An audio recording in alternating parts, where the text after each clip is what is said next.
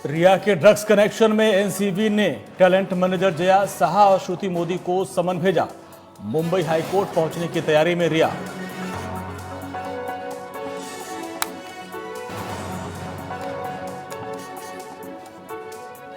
योगी सरकार में मंत्री अतुल गर्ग पर भाई ने लगाया संपत्ति कब्जाने का आरोप। पीएमओ में की शिकायत। अतुल गर्ग की सफाई प्रॉपर्टी को लेकर उनका कभी भी कोई विवाद नहीं हुआ। देश में कोरोना के लगातार बढ़ रहे हैं मामले। कोरोना के मरीजों की संख्या 50,20,000 के पार। पिछले 24 घंटे में 90,123 नए मामले।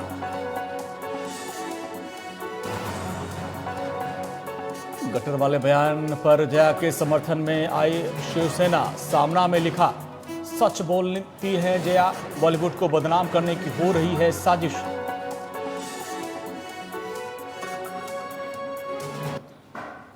नमस्कार, आप देख रहे हैं राजपथ और मैं हूं आपके साथ अंजनी कुमार सिंह।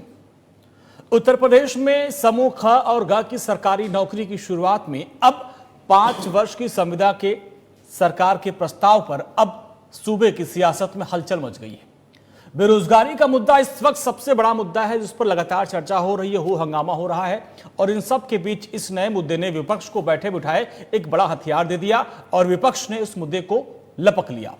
राज्य सरकार के इस प्रस्ताव को अब युवा विरोधी करार दिया जा रहा है। समाजवादी पार्टी के मुखिया अखिलेश यादव ने 2022 में कहा है कि जनता योगी सरकार को सबक सिखाएगी। तो कांग्रेस की महासचिव और यूपी की प्रभारी प्रियंका वाड्रा ने दो टूक कहा है कि युवाओं का आत्मसम्मान नहीं छीनने देंगे।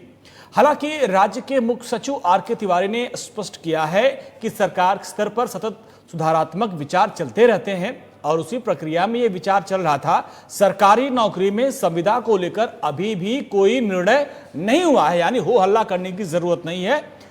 विचार होते रहते हैं और जब निर्णय लिया जाएगा तो वो जनहित में होगा, युवाओं का हित देखते होगा, राज्य का हित देखते हुए फैसला लिया जाएगा।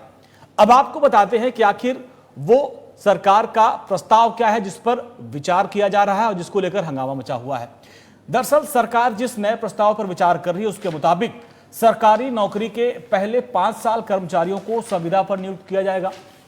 सरकार का कहना है कि पहले 5 साल नियुक्त जो कर्मचारी होंगे संविदा के आधार पर वो काम करेंगे और सरकारी तंत्र में सुधार के लिए यह व्यवस्था लाई गई है जिसके तहत हर 6 महीने पर उनका असेसमेंट किया जाएगा और इस असिस्टेंट में एक परीक्षा होगी और जिसमें न्यूनतम 60% अंक पाना होगा और 60% से अंक जो कम पाएंगे 5 साल बाद उनको सेवा से बाहर कर दिया जाएगा, यानी उनकी नौकरी खत्म हो जाएगी। नए प्रस्ताव के मुताबिक संविदा की 5 वर्षों की नियुक्ति के दौरान कर्मचारियों को किसी भी तरह की सर्विस बेनिफिट नहीं दिया जाएगा जो कि सरकारी कर्मचारियों को मिलता है। सिर्फ सरकारी कार्य के लिए अगर वो कहीं बाहर जाते हैं तो यात्रा और उससे संबंधित उनको भत्ते दिए जाएंगे, सिर्फ जब कहीं भेजा जाएगा तब। दरअसल आपको बता दें कि राज्य में सरकारी सेवाओं में समूह ख के लगभग 58,859 और समूह ग के लगभग 8,17,613 पद अभी भी खाली हैं। और सरकार का तर्क यह है कि नई व्यवस्था होने से शासन पर वेतन का बोझ कम होगा और कर्मचारियों की कार्य क्षमता बढ़ेगी। इसके अलावा गवर्नेंस और मजबूत होगा जिसका लाभ आम लोगों को होगा। लेकिन अब सवाल यह है कि सरकारी कर्मचारियों को सुधारने के लिए सरकार का यह प्रस्ताव कितना कारगर होगा। अगर जो अभी विचार किया जा रहा है अगर इसको आगे वो लाते हैं प्रस्ताव को तो कितना कारगर होगा। क्या सरकारी बाबुओं की कामचोरी और घूसखोरी की सजा आने वाली जो नई पीढ़ी के यानी जो नए कर्मचारी हैं उनको मिलेगी। जब सरकारी नौकरी की मारामारी है और ऊपर से अगर किसी ने पास करके परीक्षा सरकारी नौकरी पा ली तो 5 साल की संविदा पर सरकारी नौकरी को क्यों रखा जाएगा, ये कितना उचित है। क्या हर साल 60% अंक पाने के नाम पर इन कर्मचारियों का शोषण नहीं होगा, क्योंकि देखा गया है कि सरकारी तंत्र में जो सीनियर अधिकारी हैं वो जूनियर्स का शोषण करते हैं और ऐसे में जब उनको हर साल हर छमाही परीक्षा में 60% अंक पाना होगा और उनका मूल्यांकन वही के जो कर्मचारी होंगे सीनियर वो करेंगे तो ऐसे में फिर अपने चहेतों को मौका दिया जाएगा, जो चाहते नहीं होंगे उनको तो बाहर का रास्ता दिखा दिया जाएगा। तो ये एक खतरा है। और सवाल ये भी है कि 5 साल तक जिन्होंने संविदा पे नौकरी की और 60% अंक नहीं ला पाए तो उनका भविष्य क्या होगा, उनका अब उनके पास क्या विकल्प होगा। क्योंकि मान लीजिए जिसकी उम्र 35 साल है और 35 साल के उम्र के अपने जो भी आखिरी पड़ाव में उन्होंने नौकरी पाई जैसे तैसे, और 5 साल बाद यानी उनकी उम्र 40 साल जब हो जाएगी तो उनके पास क्या विकल्प होगा, इस मसले पर हम चर्चा करेंगे। तमाम खास मेहमान हमारे साथ जुड़ेंगे, उनका परिचय आपसे पहले करवा दें। हमारे साथ नोएडा स्टूडियो से जुड़ रहे हैं आरबी उपाध्याय जी, वरिष्ठ पत्रकार है, राजनीतिक समीक्षक, आपका बहुत बहुत स्वागत है। और लखनऊ से हमारे साथ समाजवादी पार्टी के नेता शौकत अली जी हैं। शौकत भाई, आपका स्वागत है। और हमारे साथ अरुण चौबे जी, बीजेपी के नेता, आपका बहुत बहुत स्वागत है। अरुण जी, सबसे पहले आप ही के पास आएंगे। भाई, इस तरह के प्रस्ताव पे आप लोग विचार कर रहे हैं कि सरकारी तंत्र में जो कहा जाता है कि भाई सरकारी जो बाबू है वो कामचोरी और घूसखोरी में लगे रहते हैं, एक तंत्र काफी बदनाम रहता है, और आप लोग सुनने में आ रहा है कि ऐसा प्रस्ताव ला रहे हो कि भाई इसमें सुधार लाने के लिए कि पहले 5 साल के जो भी सरकारी कर्मचारी होंगे उनको संविदा पर रख दिया जाएगा, इसके बाद उनकी नौकरी पक्की होगी। तो क्या ये पूरी प्लानिंग है आपकी? जरा इसको समझाएं, क्योंकि इसको लेकर काफी हो हल्ला है, काफी कंफ्यूजन है। देखिए, सबसे पहले हम एक स्पष्ट कर देना चाहते हैं कि इस तरह की व्यवस्था अगर आती है, हाँ, तो इसका उद्देश्य जवाबदेह व्यवस्था स्थापित करना होगा, क्योंकि सरकार की जनता के प्रति और सरकारी कर्मचारियों की भी आम लोगों के प्रति जवाबदेही सुनिश्चित होनी चाहिए।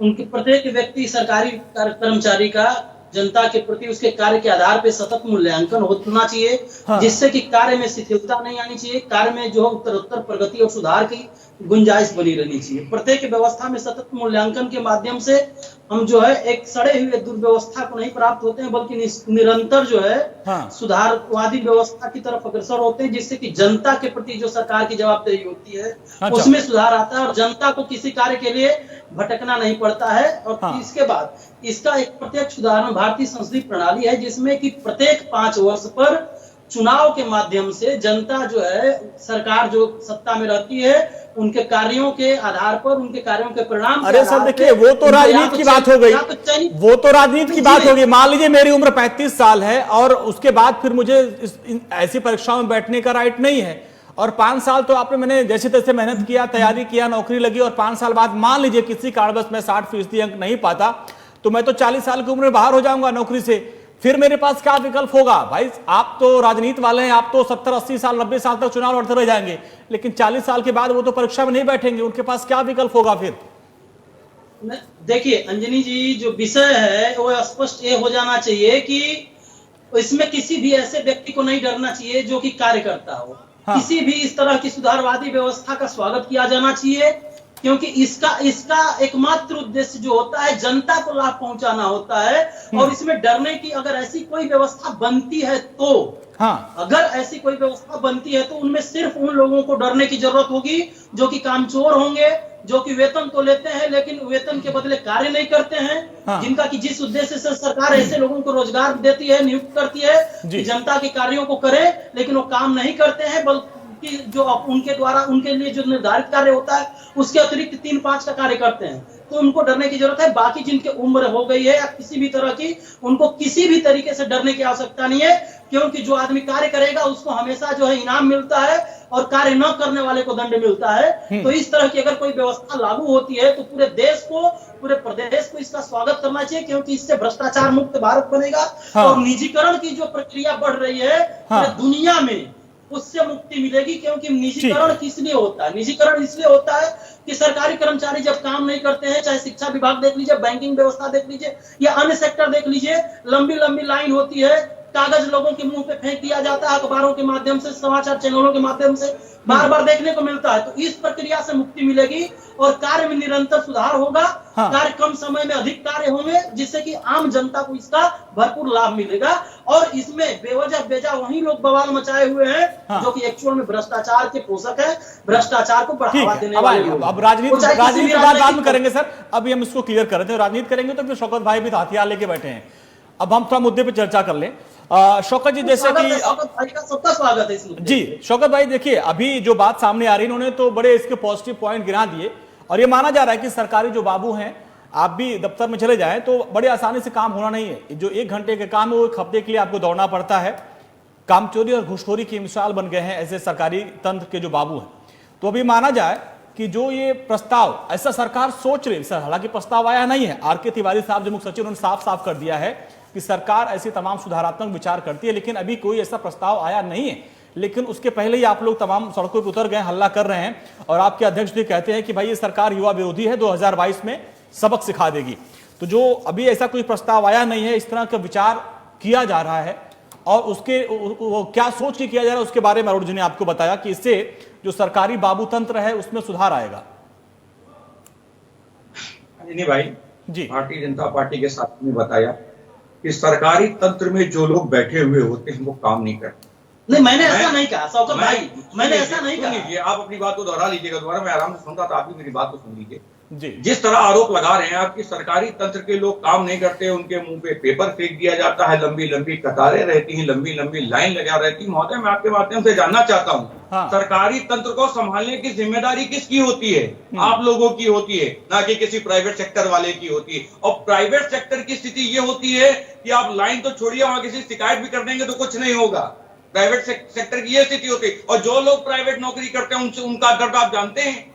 जब मन में आया आप नौकरी पर रखिए, जब मन में आया आप निकाल दीजिए। ये होती है प्राइवेट सेक्टर की नौकरी। मान लीजिए आपने गलती नहीं भी की, मेरा मूड नहीं है या मेरी तनख्वाह देने की स्थिति नहीं है, निकाल दिया जाएगा, कोई सवाल जवाब नहीं होगा। इसीलिए आदमी लालच में रहता है कि हम सरकारी नौकरी करेंगे, जिम्मेदारी से देश में अपनी भूमिका निभाएंगे, जिम्मेदारी से काम करेंगे। आप उन पे सवाल खड़ा कर दे रहे हैं। साहब, आप नौकरी दे नहीं पा रहे हैं, उसके बाद भी हम उन सरकारी कर्मचारियों की घृणा की नजर से देख रहे हैं, संदेह की नजर से देख रहे हैं। देखिए शौकत जी अभी आप शौकत जी अभी आप देखिए, ये तो एक उदाहरण है। आपने भी ऐसा अनुभव आपने भी किया होगा, सरकार किसी की रही हो। अभी आप किसी भी सरकारी बाबू के दफ्तर में चले जाइए, आप छोटा सा अगर आपको डीएल बनवाना होगा तो वहां पर भी बिना घूस दिए और बिना जो है, आप जब जाएंगे ना 10 बजे दफ्तर खुलता है तो बाबू लोग 11 बजे अपनी सीट पे बैठते हैं, 12 बजे वो लंच करने चले जाएंगे, आएंगे 2 बजे। तो ये जो देखिए अक्सर दफ्तरों में ये प्रक्रिया देखी गई है। शौकत भाई, मेरी बात सुन लीजिए, अक्सर सरकारी दफ्तरों में, सर सुन लीजिए, एक बार सवाल सुन लीजिए, फिर आपको बोलने में अच्छा लगेगा। अक्सर सरकारी दफ्तरों में ये प्रक्रिया देखी गई है कि भाई लंच का टाइम 2 बजे होता है, लेकिन लोग 12-1 बजे लंच पे चले जाएंगे, आते हैं 3 बजे, और फिर 1 घंटे काम करने के बाद 4 बजे वो लोग निकल जाते हैं।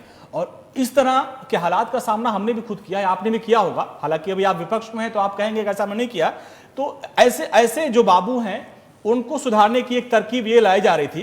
तो अब इसमें आप बोलिए कि अब ये जो अगर सरकार विचार कर रही है तो इसमें कितना उचित है, कितना अनुचित है? अंजनी भाई, हम इस चीज का विरोध नहीं कर रहे हैं। हाँ। कि वो लोग काम नहीं कर रहे हैं तो आप वो हराम को क्षमा चाहूंगा कि बदतमीजी करते हैं, बैठे रहते हैं, वो काम नहीं करते हैं उन लोग। हम इस चीज का विरोध कर रहे हैं जो ये प्रक्रिया ला रहे हैं 5 वर्ष तक संविदा हाँ। की नौकरी। मैं आपके माध्यम से जानना चाहता हूं, हाँ। तो जो व्यक्ति 5 वर्ष तक नौकरी करेगा, हाँ। और मान लीजिए इसी बीच हमारी किसी कर्मचारी से नहीं बनी या किसी कारण मन मुटाव हो गया, वो हाँ। कर्मचारी 2 शब्द लिखकर चला जाएगा, हाँ। आपके कैरेक्टर पे 2 शब्द लिख देगा और आपकी नौकरी चली जाएगी। पॉइंट आप बताइए ना, नहीं, वो कैसे एक्सप्लेन करेगा अपनी बेगुनाही अंजनी को? जी, बिल्कुल कैसे एक्सप्लेन करेगा अपनी बेगुनाही? इस तरह की कोई व्यवस्था देखिए है नहीं। पहली बात सुन लीजिए, आपके मैनिफेस्टो में था साहब कि हम हर साल 1 लाख नौकरी देंगे। कितने वर्ष हो गए आपकी सरकार के, कितनी नौकरियां दे दी? नौकरियां दी नहीं, लेकिन उनको बेरोजगारी के कगार पे जरूर लाके खड़ा कर दिया। इतनी स्थिति खराब हो गई कि रोजगार पाने के युवा सड़कों पे हैं आज। लोक सेवा आयोग को बेच दिए थे सर आपकी सरकार सीधा का सीधा लोक सेवा आयोग को बेच दी थी, जो लेखपाल की भर्ती बेचती थी, शिक्षकों की भर्ती बेचती थी, पुलिस की भर्ती बेचती थी। आपने जल से लेकर जंगल जमीन सब कुछ बेच दिया था। समाजवादी पार्टी की सरकार तो इसलिए पहले तो आप सरकारी वैकेंसी नहीं निकालेंगे, और जो वैकेंसी निकालेंगे तो उसमें 5 साल का संविदा का प्रावधान रख देंगे। अगर मान लीजिए सपा ने कुछ गलत किया तो आप उसमें सुधार करेंगे। यार इतना लंबा एक्सपेरिमेंट करने का विचार कर रहे हैं कि जिससे तो कई लोग, हमारे साथ वरिष्ठ पत्रकार आरबी उपाध्याय जी हैं, डिबेट में उनको बुलाते हैं। अरुण भाई आ रहा हूं, आरबी उपाध्याय जी से समझेंगे कि आरबी जी देखिए, जिस तरीके से अभी हमने भी देखा था, अभी मैं दिल्ली के सरकारी अस्पताल में चला गया था, मैं अपनी बात बता रहा हूं, मम्मी की तबीयत खराब, मैं वहां पे गया, और आप समझ लीजिए कि उस वक्त मैंने नहीं बताया था कि मैं एक पत्रकार हूं। मुझे ये था कि भाई मम्मी को दिखाना है, इस काउंटर से उस काउंटर, उस काउंटर से उस काउंटर, हमको दौड़ना पड़ गया। वो जो नर्स थे, जो बापू जो वहां पे जो पर्ची काटते हैं, वो ऐसे ट्रीट कर रहे थे जैसे वो बहुत बड़े खुदा हो, और हम उनके पास जाके बहुत बड़ा अपराध कर चुके हैं। वो भाई, वो उनको सैलरी मिलती है इसीलिए कि आप हमारा बिल बनाएंगे, पर्ची काटे, नंबर लगाएंगे, लेकिन वो ऐसे ट्रीट करते हैं। और 1 बजे काउंटर बंद कर देने, भाई 1 बजे के बाद 3 बजे आइएगा। तो इस व्यवस्था में सुधार के लिए अगर ये सरकार कुछ ऐसा विचार कर रही है कि पहले हम मूल्यांकन करेंगे फिर इनको परमानेंट करेंगे, तो इसको आप कैसे देखते हैं? हालांकि कुछ क्या खामियां नजर आ रही हैं, क्या इसका पॉजिटिव पॉइंट क्या है? देखिए, सिक्के के दो पहलू होते हैं अंजनी जी। एक पहलू जो आप बता रहे थे कि सरकारी, चाहे वो बाबू है या सरकारी अधिकारी है या फिर सरकारी कर्मचारी है, वर्किंग कल्चर का फर्क आ जाता है। आप गवर्नमेंट हॉस्पिटल में गए, वहां सैलरी प्राइवेट अस्पताल जो होते हैं उनसे ज्यादा मिलती है। लेकिन वर्किंग कल्चर उस तरह का है कि वो कोई आपको तवज्जो नहीं देता है, कोई ध्यान नहीं देता है, और वो कहता है तो सरकारी नौकरी है, मेरा क्या कर लेंगे, ज्यादा सस्पेंड कर देंगे, आधी सैलरी मिलेगी। कुछ लोग कहते हैं ट्रांसफर कर देंगे, इससे ज्यादा क्या कर लेंगे आप मेरा। तो वर्किंग कल्चर बदल जाता है। देखिए, इंडियन रेलवे मेट्रो में आप देखेंगे साफ सफाई, इंडियन रेलवे में चले जाइए तो वहां देखेंगे कि वही कचरा और वो सब चीजें। तो वो देखिए, वर्किंग कल्चर जो भी सरकारी कर्मचारी हैं उनको अपना सुधारना होगा। और इसी का जो परिणाम है कि प्राइवेटाइजेशन की तरफ सरकारों का ध्यान गया। मैं एक नेफेड के सीएमडी से बात कर रहा था, वो करेंगे देखिए सरकारी जो हमारा जो सफाई कर्मचारी है वो एक कमरा साफ नहीं करता, झाड़ू नहीं लगाता, और जब हमने उसे आउटसोर्स कर देते हैं तो वहां सैलरी कम मिलती है। देखिए, जो प्राइवेट वाला सैलरी कम दे रहा है, लेकिन हाइजेनिक कंडीशन मेंटेन होगी, वर्क भी ज्यादा होगा और प्रॉपर तरीके से होगा। तो ये माइंड सेट है ना, चाहे वो प्राइवेट बैंक और सरकारी बैंक की तुलना कर लें, प्राइवेट अस्पताल सरकारी अस्पताल की तुलना कर लें, प्राइवेट स्कूल और सरकारी स्कूल की तुलना कर लें, तो वो तुलना में ना, जब जनता तुलना करती है, दोनों का कंपैरिजन करती है जैसे आपने किया, तो वो अपने आप को ठगा महसूस करती है। तो सिक्के का एक पहलू ये है कि वर्किंग कल्चर चेंज होना चाहिए। अब सिक्के का दूसरा पहलू देखिए, शोषण। वर्किंग कल्चर बदले लेकिन शोषण न हो। देखिए, 5 साल आप उसको संविदा पर रखेंगे, आपको पसंद आया, ठीक है, नहीं आपने बाहर कर दिया। अरे भाई, आप जनता की सेवा के लिए जो भी राजनीतिक लोग आते हैं, मुझे बता दें भी, माँ बाप की सेवा करते हैं कोई पैसा लेते हैं? भाई, मंदिर में भगवान की सेवा करते हैं कोई पैसा लेते हैं? और फिर ये जो भी नेता लोग हैं, पॉलिटिकल पार्टी हैं, ये अपने आप में सुधार क्यों नहीं लाते कि भी आप जनता के सेवक बनकर जनता से वोट लेते हैं और फिर आप मोटे भत्ते लेते हैं, सैलरी लेते हैं, मुफ्त आवास लेते हैं, खाने के लिए एरोप्लेन? क्यों भाई? वहां भी सुधार की जरूरत है। अगर सुधार करना है समग्र रूप में करना है, ये नहीं है कि मजदूर है, किसान है, इसका गला दबा दीजिए आप और अपने आप ऐश करिए, तो ये भी नहीं चलेगा। ये सिक्के का दूसरा पहलू है। देखिए, आप 6 महीने कौन आकलन करेगा? वो अधिकारी आकलन करेगा। और अधिकारी में भी आप देखेंगे, अंजनी, मैं आपके चैनल पर नहीं कहना चाहिए लेकिन फिर भी कहूंगा कि जो अयोग्य है, मैं देख रहा हूं कि मान लीजिए जल निगम है, वहां आईएएस है, और दूसरा एक सरकारी जो विभाग है वहां उसकी कौन लिखता है? सीआर लिखता है, वो 5वीं पास। अरे भाई, आईएएस आपने किया नहीं, आईएएस की आपको पता नहीं क्या वर्किंग है, किस तरीके से काम होता है उसका, लेकिन उसकी सीआर कौन लिखेगा? वो 5वीं पढ़ा है या नहीं पढ़ा मुझे नहीं पता, और वो वहां उसका वो होगा, वो उसकी सीआर लिखेगा। सिस्टम को चेंज, हर वर्किंग कल्चर बदलना है तो सिस्टम बदलना होगा। तो रिफॉर्म की जरूरत सिर्फ कर्मचारियों के ऊपर ही जरूरत नहीं है, वो नेताओं के ऊपर भी जरूरत है। और देखिए, इलेक्शन में भी रिफॉर्म की जरूरत है। आप करोड़ों रुपए खर्च करते हैं, भाई लिमिट है आपकी 200 रुपए की, आप कर रहे हैं 2000 रुपए खर्च, कहां से आ रहा है पैसा? तो भ्रष्टाचार तो वहीं से शुरू हो जाता है। भ्रष्टाचार कहां से आता है? जब ये करोड़ों रुपए वही नेता खर्च करता है। आम आदमी की भागीदारी सत्ता में आज क्यों नहीं है? इसीलिए नहीं है। गरीब आदमी की, किसान की जेब में पैसा नहीं है, और जिसकी जेब में पैसा नहीं है, जो गरीब है, मजदूर है, वो इलेक्शन में न तो पॉलिटिकल पार्टी टिकट देगी उसे, और न वो इलेक्शन लड़ पाएगा। अगर टिकट दे दी तो हारेगा, डेफिनेटली हारेगा, वो कंपटीशन में नहीं आ पाएगा। तो बहुत जगह जरूरत है। सिर्फ यही चुन लेना कि भी कर्मचारी को 5 साल संविदा पर रखेंगे, उसके तरीके दूसरे भी हो सकते हैं। कोई यही जरूरी नहीं है।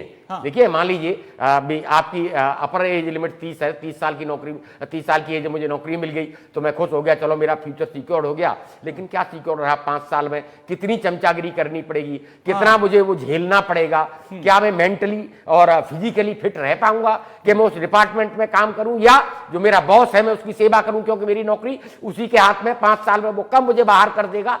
तो ये अनसर्टेनिटी। अरुण जी, देखिए, ये एक चिंता की बात जिसको शौकत भाई ने उठाया, और ये चिंता लगभग सारे युवाओं की है और सबकी है।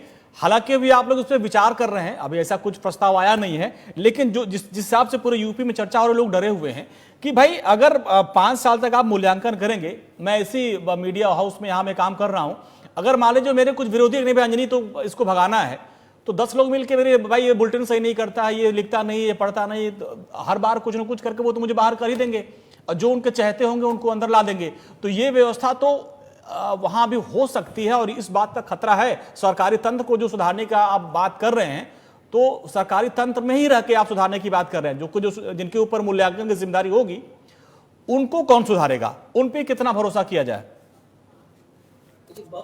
अरुण जी, बहुत ही अच्छा प्रश्न अंजनी जी, आपने बहुत ही अच्छा प्रश्न उठाया। लेकिन पहली बात की सरकार अभी इस पे विचार कर रही है कि होगा कि नहीं होगा। एक अलग, अगर ऐसा होता है तो देखिए इसमें किसी को डरने की जरूरत नहीं, क्योंकि इसमें 5 साल पे एक परीक्षा करने का, सिर्फ एक मूल्यांकन करके निर्णय लेने का व्यवस्था नहीं। इसमें है कि प्रत्येक 6 माह पे जैसे CCE जानते होंगे, कंटिन्यूअस एंड कम्प्रिहेंसिव इवैल्यूएशन, उसके आधार पे प्रत्येक 6 माह पे जो है एक उनका एक मूल्यांकन होने की व्यवस्था है। इसमें कि मूल्यांकन होगा, अगर उनका ग्रेस कम होता है, ग्रेड गड़बड़ होता है, उनको एक होगा कि भाई सुधार करें, आप अपना काम करें, अपने काम में सुधार लाएं। इस तरीके के 5 साल यानी 10 अवसर उनके पास होंगे। और नो डाउट किसी से बीमार हो गया आपने या किसी तरह की कोई कंडीशन हुई, उसमें उसका अगर उसका वर्क रिकॉर्ड जो है थोड़ा गड़बड़ है या कुछ है, तो 1 बार 2 बार हो सकता है, 3 बार हो सकता है। वो आप सही कह रहे हैं, लेकिन जो लोगों की आशंका है, जो सरकारी अधिकारी होंगे, उसी ऑफिस के जो लोग होंगे, उसमें एक शोषण वाला जो मामला है, सरकारी तंत्र में फिर शोषण हो जाएगा। जो काम करने वाला है उसको लोग काम करवाते ही रहेंगे, और जो किसी अधिकारी का चहेता होगा वो तो मस्ती करेगा, उसको तो नंबर मिल ही जाएगा। ये एक गलत। देखिए मैं एकदम स्पष्ट कर दूं आपको जी कि अगर ऐसी व्यवस्था बनती है तो जी किसी एक व्यक्ति इसमें सुपर पावर नहीं होगा, सुपर बॉस नहीं होगा कि वो इस आधार पे पक्षपात करके किसी के जीवन को खराब कर दे, किसी का कैरियर खा जाए। हर व्यक्ति के ऊपर कोई ना कोई एक जो है व्यवस्था होगी, उस व्यवस्था में प्रावधान होगा कि हर व्यक्ति के ऊपर एक कोई देखने वाला होगा कि कितना निष्पक्ष इनका इवैल्यूएशन है, कितना पक्षपातपूर्ण है। तो इसका किसी भी गारंटी देता हूं कि अगर ऐसी कोई व्यवस्था होगी तो उसका कोई शिकार नहीं होगा। इसमें डर किसी भी आर्मी उपाध्याय जी, आपको पॉइंट नजर आया? देखिए चौबे जी, एक सिस्टम है, सरकारी नौकरी कोई ऐसे ही नहीं मिल जाती है। उसके लिए फिजिकल, रिटेन, अलग अलग प्रक्रियाएं हैं ना। उन प्रक्रियाओं में सुधार लाके हम ये देख सकते हैं कि भी ये नहीं है कि 5 साल, एक तो उसने इतनी मेहनत की, किसी ने वो कंपटीशन में ठीक है, उसने फिजिकल में और रिटेन में सारा क्वालिफाई करने के बाद वो आता है, तो उसकी और फिर 5 साल और दोबारा वो होगी, तो वो पहला टेस्ट खत्म कर दीजिए। कहीं ये चीजें गले नहीं उतर रही हैं, और वो युवाओं को जो लग रहा है अनसर्टेनिटी, वो लग रहा है कि हमारा भविष्य अंधकार में हो जाएगा। 5 साल हमसे नौकरी कराएंगे और आखिरी 5 साल हम बाहर कर देंगे, उन्होंने कहा जाइए दूसरे लोग आ जाएंगे। तो सरकार को भी एक आर्थिक बोझ नहीं पड़ेगा और अपनी जिम्मेदारियों। लेकिन देखिए अरुण जी, सवाल ये भी है कि अभी वर्तमान में जो बाबू जिनके ऊपर घूसखोरी और कामचोरी का आरोप लग रहा है, तो पहले आप उन बाबुओं को सुधारिए, उस तंत्र को सुधारिए। उनकी सजा नए कर्मचारी क्यों भुगतेंगे कि भाई अगर उन्होंने घुसखोरी किया, उन्होंने कामचोरी किया, तो अब जो नए भर्ती होंगे आप उनको सजा देने, पहले उन्होंने गलती किया है, ऐसा सजा उन्होंने किया था, उससे उदाहरण लेते हुए हम तुमको पर सुधारेंगे। तुम पहले 5 साल हर 6 महीने पर परीक्षा दो, फिर पास हो गए 5 साल बाद, तब हम तुमको आगे परमानेंट करेंगे, नहीं तो तुम संविदा पे रहोगे, कोई सरकारी तुमको टीए डीए सब कुछ नहीं मिलेगा। देखिए अंजनी जी और उपाध्याय जी, मैं अब दोनों लोग के माध्यम से बताना चाहता हूं कि कोई भी व्यवस्था में आई हुई गड़बड़ी, व्याप्त भ्रष्टाचार और अनियमितता को दूर करने के लिए ही लाई जाती है। और यह प्रकृति का शाश्वत नियम है कि अगर कोई व्यवस्था में गड़बड़ी आ गई है, उसमें भ्रष्टाचार है, अनियमितता है, तो उसको दूर करने के लिए कोई जो है सार्थक कदम उठाया जाना चाहिए। अगर ऐसा ये जो जिस के लिए हम लोग बैठे हैं इस व्यवस्था के लिए, अगर ऐसा होने का देखिए अगर कोई प्रावधान होगा तो निश्चित तौर पे इसका उद्देश्य एक जनता के अनुकूल, जनता के लिए हितैषी, जनता के लिए सहयोगी व्यवस्था का निर्माण करना होगा, न कि उसी जनता। शौकत भाई छोटा सा रिएक्शन दीजिए, फिर हमको ब्रेक लेना है। शौकत भाई छोटा सा रिएक्शन दीजिए, एक हमको ब्रेक लेना। वो कह रहे हैं भाई एक सतत प्रक्रिया है और उसमें अभी तो विचार किया जा रहा है। इसमें अगर जिस तरीके से डिबेट में तमाम मुद्दे सामने आ रहे हैं, सरकार भी सुन रही होगी, भाई 5 साल हो सकता है इसमें कुछ और सुधार किया जाए। तो जो सरकारी तंत्र है, जो बाबू वाली व्यवस्था है, इसमें सुधार की गुंजाइश तो है। तो क्या जो अभी तर्क अरुण जी दे रहे हैं उससे सहमत आप नजर आ रहे हैं? अंजनी भाई, इससे पहले पूर्व में गुजरात में भी इसी तरीके की प्रक्रिया लागू, हाईकोर्ट ने उस पर रोक भी लगा दी, फिर बाद में उसका नाम बदलकर कुछ और कर लिया गया और नौकरी देने का काम किया गया। लेकिन मैं इनके माध्यम से जानना चाहता हूँ, वहां कितनी नौकरियां मिल गई आज? यही प्रक्रिया वहां भी है। ऐसा ही गुजरात में भी इसी तरह इन लोगों ने एक प्रक्रिया बनाई थी और उसके तहत नौकरियां देने का काम करने का बात कही थी। मैं जानना चाहता हूं कि आज गुजरात में कितनी नौकरियां दे दी जो उत्तर प्रदेश में आप लागू करना चाहते हैं। गुजरात में भी जो स्थिति आ रहा हूं अरुण जी, ब्रेक के बाद आप जवाब नोट कर लीजिए, जवाब लेंगे। प्रदेश में भी होने जा रही, प्रदेश में जो बेरोजगार युवा है उसका डर जायज है। वो कहता है कि अगर आप सरकारी तंत्र के लोग काम नहीं कर रहे हैं, आपने एक प्रक्रिया निकाली रिटायर कर देंगे, आप रिटायर कर दी, हमको दे दीजिए जिम्मेदारी, हम करके दिखाएंगे। अरे उनको आप नौकरी तो दीजिए, जो वैकेंसियां खाली उनको भरने का तो काम करिए। जो वैकेंसियां खाली वो आज तक भरी नहीं है प्रदेश में, और आप उनको संविदा पे रखने की बात। ठीक है सर, आपने एक अच्छा पॉइंट उठाया है कि आपने गुजरात का उदाहरण दिया है। एक ब्रेक लिए रुकेंगे सर, एक ब्रेक लिए रुकेंगे और ब्रेक के बाद हम गुजरात की जो व्यवस्था थी उसको भी आर्मी उपाध्याय से समझेंगे और चौबे जी भी समझेंगे। भाई गुजरात में भी आपकी सरकार थी, वहां पर भी 5 साल संविदा वाली व्यवस्था थी, वो मामला कोर्ट तक पहुंचा, तो वहां पर यह व्यवस्था कितनी सफल हुई जो आप यूपी में इसको लाने की विचार कर रहे हैं, इस पर भी हम समझेंगे छोटे से ब्रेक के बाद।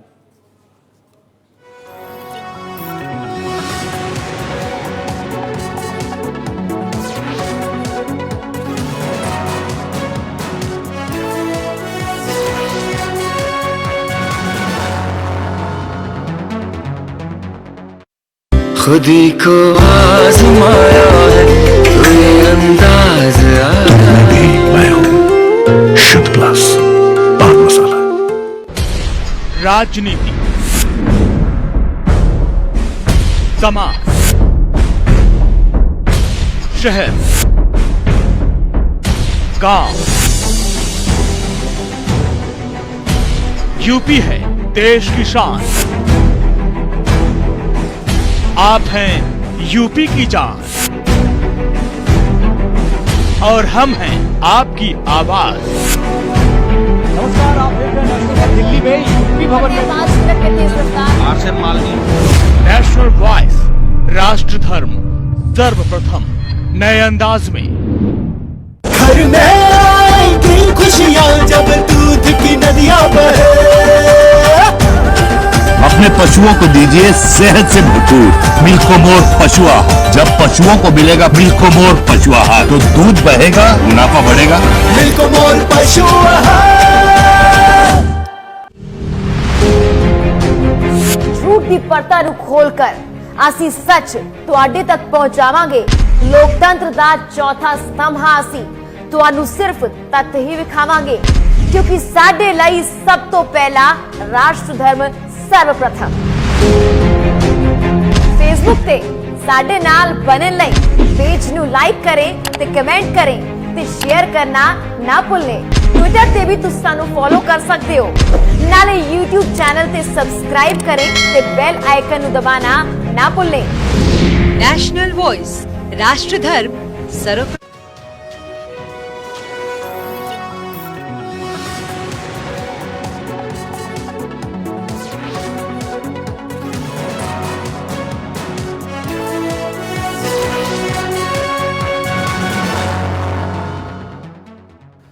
ब्रेक के बाद एक बार फिर से आपका स्वागत है। दरअसल हम लोगों ने कुछ समय पहले से एक बात की शुरुआत की थी कि भाई आज के डिबेट किस मुद्दे पर की जाए, और उस पर आप लोगों से राय मांगते थे। उस पर जो सबसे ज्यादा राय आई थी वो बेरोजगारी पे आई थी।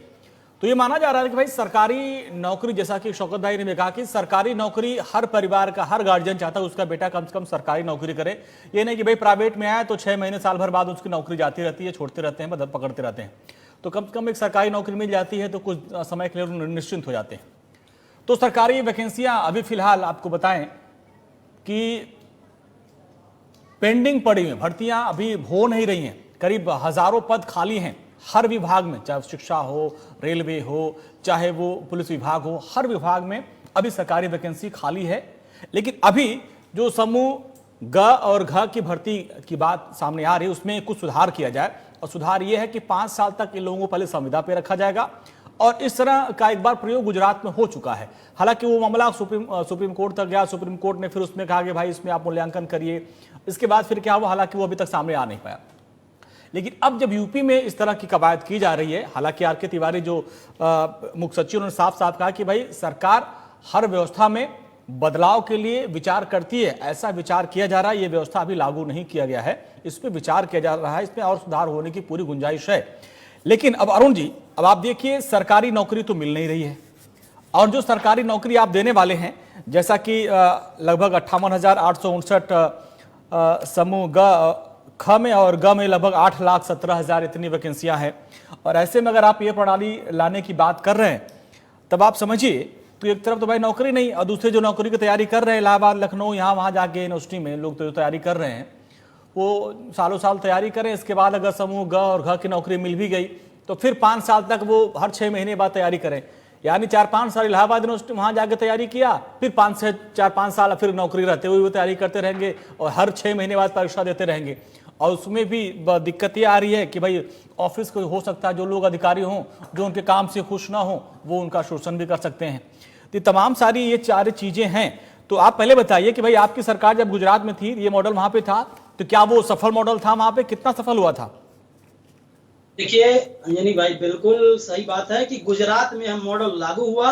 हाँ। और गुजरात में लगातार 20 वर्ष से जनता का विश्वास सरकार में जताना इस बात का प्रत्यक्ष सबूत है कि जनता ने इस बात को, इस व्यवस्था को स्वीकार किया, तभी एक के बाद एक लगातार 20 वर्षों से भारतीय जनता पार्टी के पक्ष में बहुमत दे रही है और 20 वर्षों से सफलतापूर्वक गुजरात को विकास के पथ पे, ईमानदारी पूर्वक कार्य के पथ पे, शाश्वत मूल्यांकन के आधार पर सुधारवादी व्यवस्था के पथ पर, हाँ। और जो है जनता के प्रति जवाबदेह सरकार के माध्यम से लगातार ठीक है। अच्छा, इस पूरे डिबेट में देखिए एक आरबी उपाध्याय जी ने, वरिष्ठ पत्रकार है, समीक्षक है, शिक्षाविद भी हैं, उन्होंने एक अच्छा सुधार दिया कि भाई आप सरकारी तंत्र, जो सरकारी बाबू हैं, उनमें सुधार की प्रक्रिया के लिए 5 साल के मूल्यांकन की बात कर रहे हैं।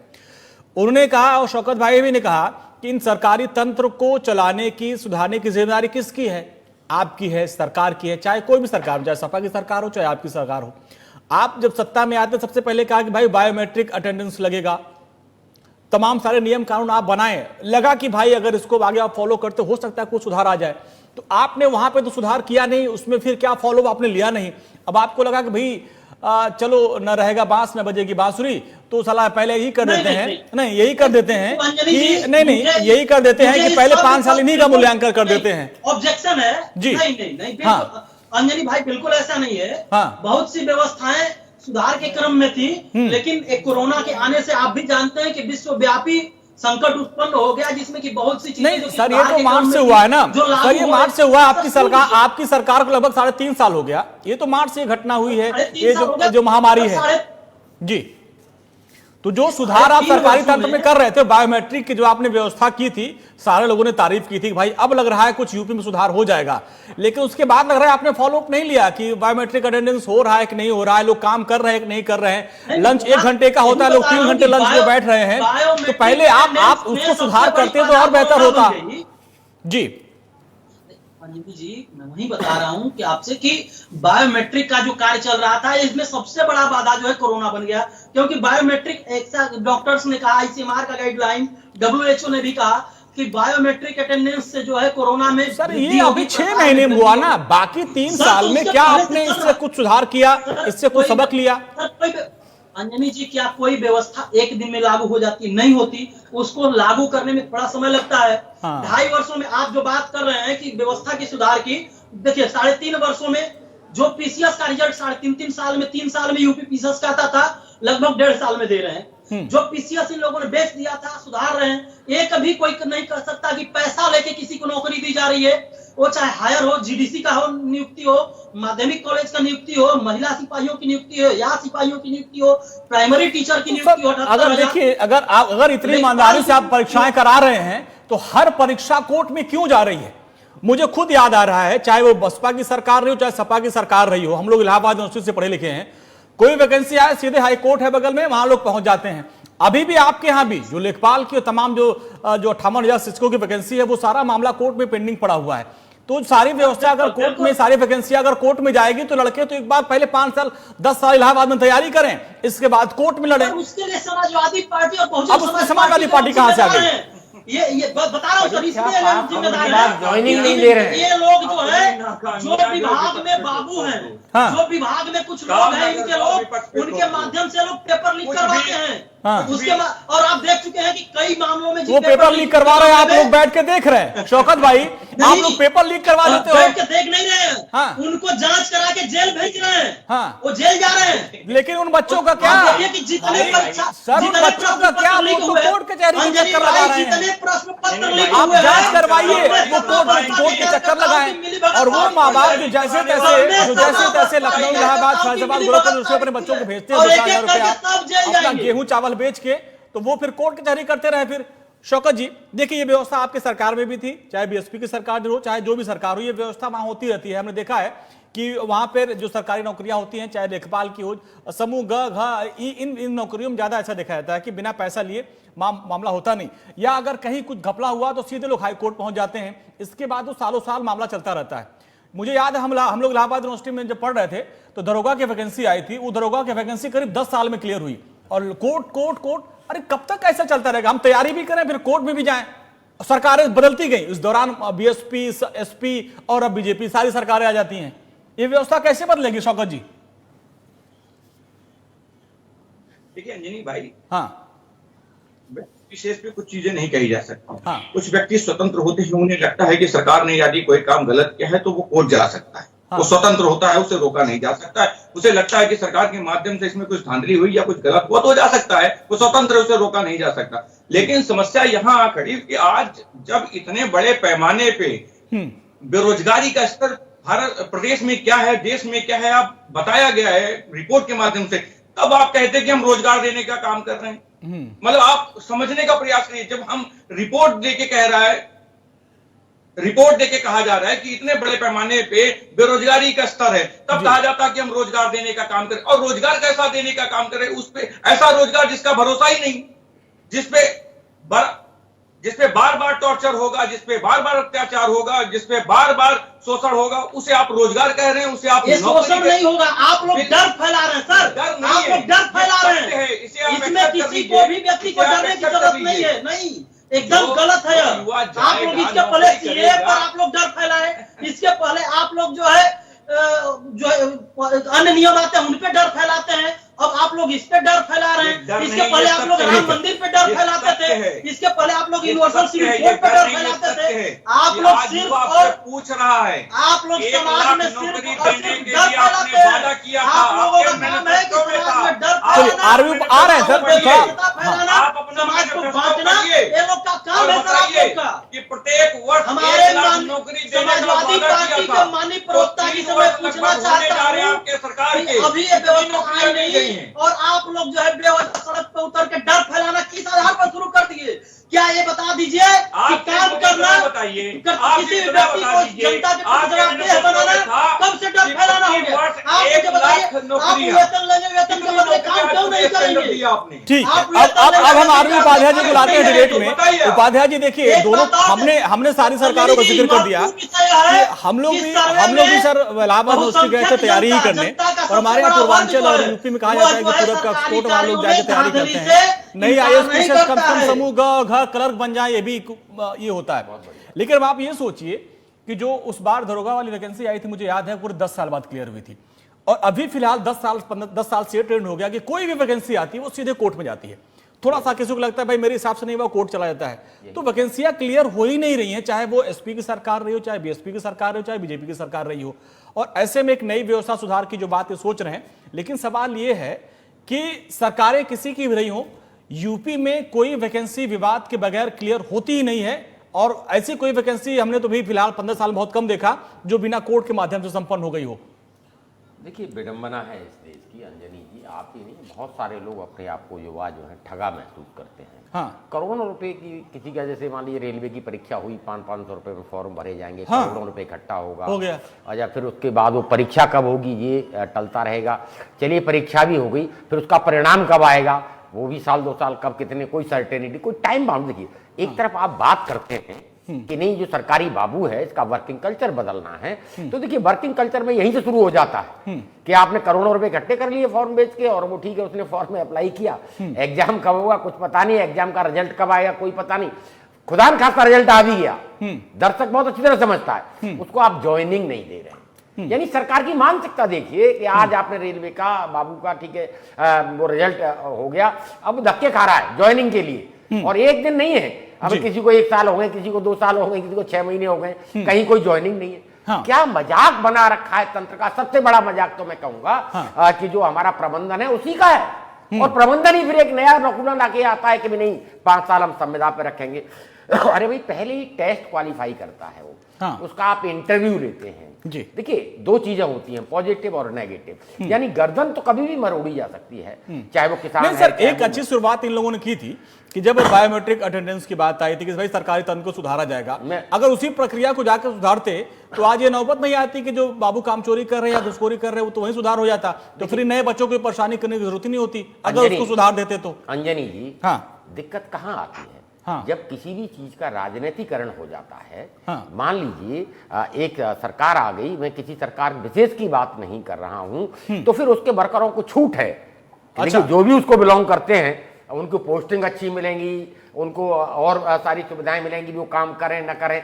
जब एक व्यक्ति, एक सरकार उसको प्राश्रय देगी तो दूसरा कहीं ना कहीं हतोत्साहित होता है। तो उसका एक ही रीजन नहीं होता कि 5 साल, यही इलाज नहीं है कि भी 5 साल संविदा पे रखेंगे आप उसको। हाँ। उसको ऐसे भी पॉजिटिव वे में कर सकते हैं कि जो अच्छा काम करेगा उसको प्रमोशन दे देंगे 6 महीने के अंदर, इसकी सैलरी में एक इंक्रीमेंट दे देंगे, तो एक प्रतिस्पर्धा, एक स्वस्थ प्रतिस्पर्धा हो कहीं, तो वो ज्यादा बेटर वे में कहीं ना कहीं जाएगी। और वैसे भी दर्शक समझ रहा है, युवा भी समझ रहा है कि नौकरियां हैं कहां। रेलवे का प्राइवेटाइजेशन हो रहा है, अभी भारत पेट्रोलियम बिक रहा है, यानी जो सरकारी उपक्रम है वो धीरे धीरे प्राइवेट होते चले जा रहे हैं, प्राइवेट हाथों में चले। तो आज नौकरियां कहां हैं? और कोई भी सरकार एक्चुअल में देखिए रिक्त पदों को भरने के लिए इंटरेस्टेड नहीं है। वो कहते हैं नहीं भाई बर्डन बढ़ जाएगा। इसके पीछे भी लौकुना ये है कि 5 साल संविदा पर हमें इतना पैसा नहीं देना पड़ेगा जितनी हम सैलरी पे करते हैं, जो बेनिफिट है। तो देखिए अगर बचत ही करनी है आपको, तो बचत टॉप टू बॉटम। मैंने फिर वही कहा था कि मान लीजिए अभी मेंबर ऑफ पार्लियामेंट है, मिनिस्टर है, इनकी सैलरी से अच्छा लगा कि भी कुछ 30% या 40% कट रही सैलरी, कुछ कटिंग की। तो देखिए पहली बात तो देना ही नहीं चाहिए। भाई मैं एमएलए की पेंशन लूंगा, एमपी हो जाऊंगा तो पेंशन लूंगा, क्यों? मैं अपना महंगाई भत्ते बढ़ा लूंगा, खुद तय कर लूंगा, और कोई संसद में उसका विरोध नहीं होगा, आरटीआई के दायरे में मैं नहीं आऊंगा। तो भ्रष्टाचार कहां से फैला? भ्रष्टाचार का जनक तो वही है। और वहां जब तक सुधार नहीं होगा, इलेक्शन रिफॉर्म नहीं होगा, या जो पॉलिटिकल पार्टियां हैं वो अपने अंदर गलेबान में नहीं झांकेंगी, आरटीआई के दायरे में नहीं आएंगी, सूचना की पारदर्शिता नहीं होगी, तो ये चीजें बढ़ेंगी। और देखिए भ्रष्टाचार वहीं से फैला कि भी मैं मिनिस्टर हो गया, अब मैंने भी ठीक है पैसा कमाना है, होड़ है, बड़ा क्लियर है कि मलाईदार भाग बिना मलाईदार तो वो जो होड़ है वो भ्रष्टाचार को जन्म देती है। अच्छा, एक चीज हमने देखा है क्या सर, हमने बीएसपी और सपा दोनों को राज में, और बीजेपी का भी देखा है, मुझे लगता है कि कमाई का सबसे अच्छा जरिया हो गया क्या सरकारी नौकरी लाना, कि जब भी कोई सरकारी वैकेंसी आती है, सरकारें जो हैं, हालांकि ये अभी राजनीतिक दलों को अच्छा नहीं लगेगा, लेकिन चूंकि मेरा खुद का एक्सपीरियंस है कि जब भी इसे कोई सरकारी वैकेंसी आती है, मुझे लगता है कि सरकारों की बाहें खिल जाती हैं, भाई अब तो कमाई का जरिया हमको मिल गया है। हमने तो कुछ सरकारों को ऐसा देखा जहां पर खुला रेट चलता था कि आपको लेखपाल बनना है तो 20,000 रुपया, सिपाही बनना है तो 10 लाख रुपया, दरोगा बनना है तो 25 लाख रुपया, लोग खेत बेच के करते थे, बन जाते थे। तो ये प्रक्रिया हो रही है, तो इसमें कैसे सुधार, कैसे सुधार होगा? मैं वही कह रहा हूँ कि देखिए पानी ऊपर से नीचे की तरफ बहता है जी, पानी कभी नीचे से ऊपर की तरफ नहीं जाता है। पानी का साइंस है एक्चुअली। तो भ्रष्टाचार का साइंस है कि भ्रष्टाचार ऊपर से नीचे की ओर आता है, नहीं जाता। अगर मान लीजिए मैं ईमानदार हूं तो हो नहीं सकता कि मेरा पियोन या मेरा बाबू कहीं रिश्वत ले ले या भ्रष्टाचार कर दे। उसे डर होगा कि मेरा साहब ईमानदार है, और ईमानदार है तो मैं भ्रष्टाचार नहीं कर सकता। अगर भ्रष्टाचार करूंगा तो मेरी नौकरी नहीं रहेगी। है क्या, वहां तो एक टारगेट दिया जाता है कि भाई आप वहां पर हैं, इतना पैसा इकट्ठा करके देंगे, एक थाने से भी इतने पैसे हैं, आपको वहां उस थाने में लगाया जा रहा है, और उस थाने से इतना पैसा आपको वसूल करके लाना है, और इतना पैसा ऊपर तक देना है। बड़ा साफ कहते हैं। आप बात करिए सरकारी विभागों में जाके, वो कहते हैं जी हम क्या करें, भाई ऊपर भी पैसा देना पड़ता है, कहां से लेके आए, हमें तनख्वाह इतनी मिलती है। अब देखिए शौकत जी, अरुण जी, बड़ी बात बोल दी आरबी उपाध्याय जी ने। उन्होंने कहा कि भाई देखो, जब सुधार की प्रक्रिया आप सरकारी तंत्र में कर रहे हैं तो सरकारी व्यवस्था में भी, सरकार में भी, और हमारे राजनीतिक दलों में भी सुधार की जरूरत होगी। अब एक व्यवस्था ये भी आ रही थी कि भाई 50 साल के बाद जो अनफिट होंगे उनको रिटायर दे दिया जाएगा, और इसके बाद हो रहा है कि अभी जो जितनी भी जो अभी 2000 के बाद से वैकेंसियां हो रही उसमें कोई पेंशन नहीं दिया जाएगा। तो पहली बात यह है कि जैसा कि उपाध्याय जी ने कहा कि भाई आपके जो सांसद है, विधायक हैं, वो पेंशन लेंगे, लेकिन बाकी जो सरकारी कर्मचारी वो पेंशन नहीं लेंगे। जो 50 साल के बाद अनफिट है उनको आप जो है कहते हैं भाई आप रिटायरमेंट ले लो, और आप लोग 90 साल तक चुनाव लड़ते रहोगे, तो क्या 90 साल में 70 साल में? अच्छा, हमने तो ये देखा आरबी उपाध्याय सर कि 55 साल के जो लोग होते हैं राजनीति में उनको युवा नेता कहा जाता है। 55 से 60 साल को लोग बोलते हैं ये युवा नेता है। तो दो पैरामीटर जी, कैसे हो तो सकते यही हैं बेहतर समाज है कि अगर 55 से 60 साल राजनीति वाले युवा होंगे और जो सरकारी कर्मचारी होंगे वो वही बुजुर्ग हो जाएंगे, उनको रिटायरमेंट कर देंगे। अरुण जी और शौकत जी, ये कैसे चलेगा? दो पैरामीटर। हाँ, अरुण जी पहले आप, शौकत जी इसके बाद आप आएंगे। पहले अरुण जी आप बोलिए, क्योंकि केंद्र में और राज्य में आपकी सरकार है। अंजनी जी बिल्कुल बहुत सही कहा आपने कि जो 55 साल का व्यक्ति होगा हाँ। वो युवा नेता, तो आप देख लीजिए कि 55 साल के व्यक्ति को युवा नेता कौन दल कहते हैं। भारतीय जनता पार्टी अपने किसी 55 साल के व्यक्ति को युवा नेता नहीं कहती। वो अरे वही लोग कहते हैं 2014 में नरेंद्र मोदी जी जब आए थे ना, जब नरेंद्र मोदी 2014 में आए थे तो उनको भी युवा दिलों की धड़कन ही बोला जा रहा था कि युवाओं के फेवरेट नेता, युवा नेता। 2014 में आपके नरेंद्र मोदी जी भी युवा नेता ही कहे जाते थे। नरेंद्र मोदी जी है, यह बहुत अच्छी बात है क्योंकि युवा को उनमें भरोसा है। तो वो युवा नेता हो सकते हैं 60 साल की उम्र में। चौबे जी, नेता तो 70 साल की उम्र में भी अपने आप को युवा समझता है। फिर बताइए, युवा नेता होना और युवा दिलों की धड़कन होना दोनों बहुत अलग अलग चीजें हैं। नहीं, उनको भी युवा नेता ही बोला जाता था जी।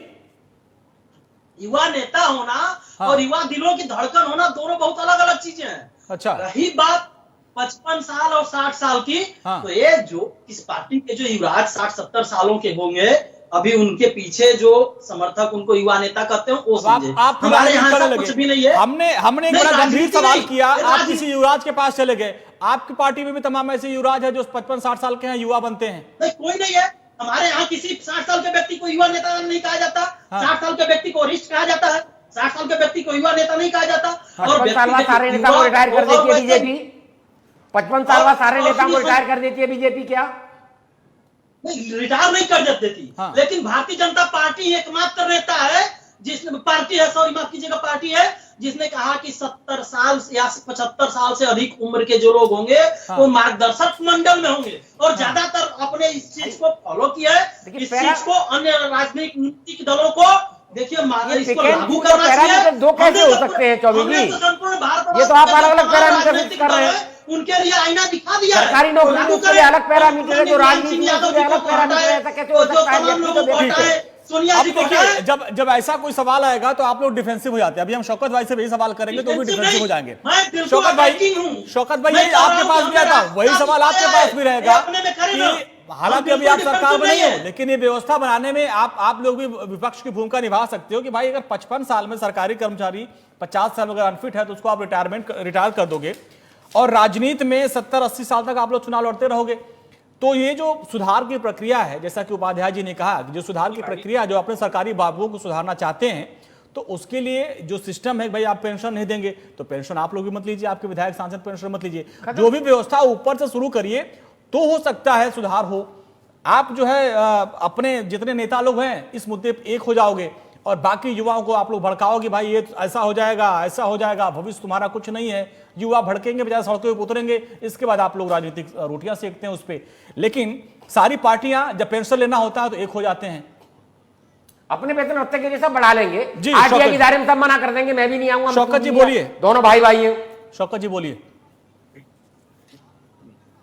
देखिए, समाजवादी पार्टी एक ऐसी पार्टी जिसमें सबसे ज्यादा, आप भी अपनी पार्टी की बात 60%, आप सुन लीजिए, पूरी बात तो सुन लीजिए जी सर। सबसे ज्यादा युवाओं को टिकट देने का काम समाजवादी पार्टी ने किया। सबसे ज्यादा युवा समाजवादी पार्टी में काम कर रहा और नेतृत्व कर रहा प्रदेश में।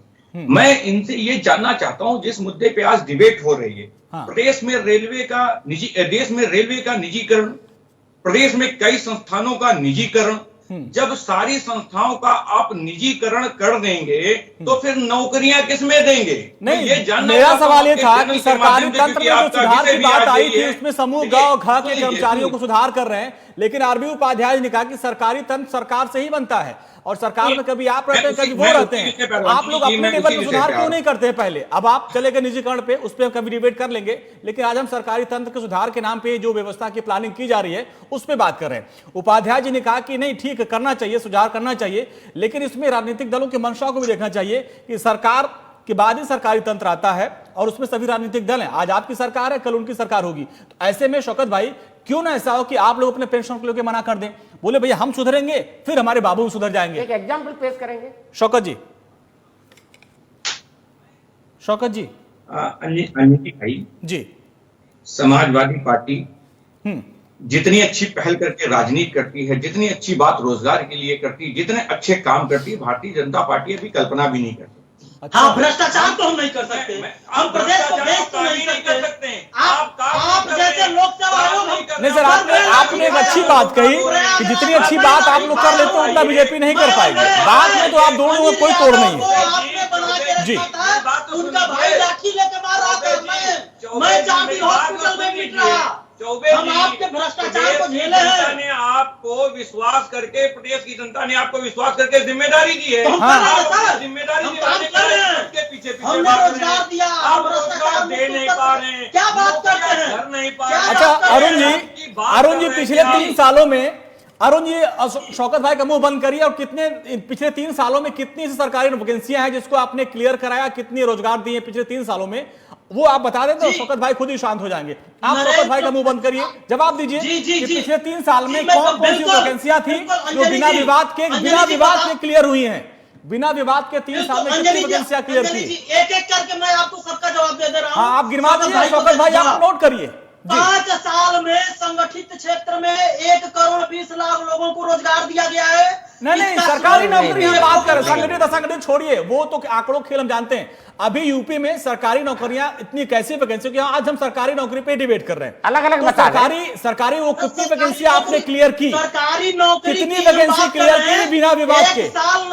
एक साल नई मिसाल के तहत 4 लाख नए रोजगार 65 विभिन्न विभागों में दिया गया है। अच्छा। 36,000 करोड़ रुपए का लोन किसानों को दिया गया है। 18 से 24 घंटे बिजली दी गई है, जिससे कि रोजगार लोगों को मिल रहा है। 4 लाख 28,000 करोड़ का हमने सिर्फ एक कहा कि अभी हाल फिलहाल में कौन कौन सी वैकेंसी आई थी, मैं ही गिनवा देता हूँ सर, मैं ही गिनवा देता हूँ, आप उसको बताइएगा कि आप कैसे हो। 80 लाख गरीबों को मुफ्त बिजली कनेक्शन दिया गया। हम तो आज सरकारी नौकरी की बात कर रहे थे, रोजगार दिया गया सर। आज तो हम सरकारी नौकरी की बात कर रहे थे, आज हम सरकारी नौकरी की बात कर रहे थे। इस देश में सरकारी तंत्र में सुधार की बात आप कर रहे हो, हम उसी पे बात कर रहे थे। कितनी वैकेंसियां क्लियर हुई? सरकारी नौकरी का ही मैं बता दूं कि 1947 से लेके, अरे हम 2017 से 2020 की बात कर रहे हैं, आप 47 में कहाँ चले गए सर? सर मैं एक डेटा तो ले लीजिए। 2017 से 2020 का डेटा दीजिए ना सर। शौकत भाई का मुंह बंद करिए, वो कह रहे कोई वैकेंसी आपने नहीं दिया, आप 47 में चले गए। अरे चौबे जी मेरी आवाज आप तक पहुंच रही है? आप कह रहे फ्री हमने राशन दे दिया, ये फ्री का फंडा छोड़िए, आप रोजगार दे दीजिए। रोजगार होगा, मेरी जेब में पैसा होगा, मेरी इनकम होगी, मैं अपना इलाज करा लूंगा, अपने बच्चे को पढ़ा लूंगा, अपना मकान बना लूंगा। ये फ्री आप कटोरा हाथ में, ये जनता के हाथ में कटोरा थमा देते हैं, ये अच्छी बात नहीं है। उसे अपने पैरों पे एक तरफ स्वावलंबी भारत की बात करते हैं, एक तरफ कटोरा थमाते हैं आप हाथ में। अरे आप रोजगार दे देंगे, स्वावलंबी हो जाऊंगा, मैं अपना पेट भरूंगा, अपने बच्चे पढ़ाऊंगा, अपना इलाज कराऊंगा, सब कुछ। ये नहीं है। जनता इस बात को समझती है कि आप अपने पैरों पर खड़ा हो रही है, और जब व्यक्ति अपने पैरों पर खड़ा होगा तो कैसे आप भारत बनाएंगे? वो कहीं एक ठीक है शौकत भाई, फाइनल कमेंट आपका। शौकत जी फाइनल कमेंट आपका। शौकत जी फाइनल कमेंट आपका। डिबेट के आखिरी पड़ाव पे आ गए, शौकत जी बोलिए। इनके जितने भी दावे हैं सारे के सारे आज कागज पे, कागज पे जमीन पे है। आप बता दीजिए लखनऊ में कितने घंटे लाइट रहती है और आपके कार्यकाल में कितने लाइट रहती है? पे जो आपके कार्यकाल में गाँव में 6 घंटा भी बिजली नहीं रहती। एक प्रोजेक्ट नाम बता दीजिए आप। नहीं है कोई प्रोजेक्ट आज। चलिए, एक दूसरे सवाल ही करते रहेंगे, सवाल का जवाब सवाल नहीं होता है। बहुत बहुत शुक्रिया डॉक्टर अरुण चौबे जी, शौकत जी आपका, और आरबी उपाध्याय जी, बहुत बहुत शुक्रिया इस पूरी बातचीत के लिए। दरअसल चर्चा ये हो रही थी कि सरकारी नौकरी तो है नहीं, और जो सरकारी नौकरी लाने की बात की जा रही है उसमें कहा जा रहा है कि भैया हम संविदा पे रखेंगे आपको। पहले तो लड़का तैयारी करेगा, इसके बाद उसको नौकरी मिली तो हर 6 महीने बाद फिर वो परीक्षा देगा, और 5 साल बाद उसको निकालने की भी पूरी प्रावधान किया गया इसमें। लेकिन यहाँ पर जो सुधार की व्यवस्था थी, आज वरिष्ठ पत्रकार ने एक बड़ी अच्छी बात बोली कि अगर आप सरकारी तंत्र में सुधार करना चाहते हो तो सरकार से लेके बाबू तक हर में सुधार करो ना भैया।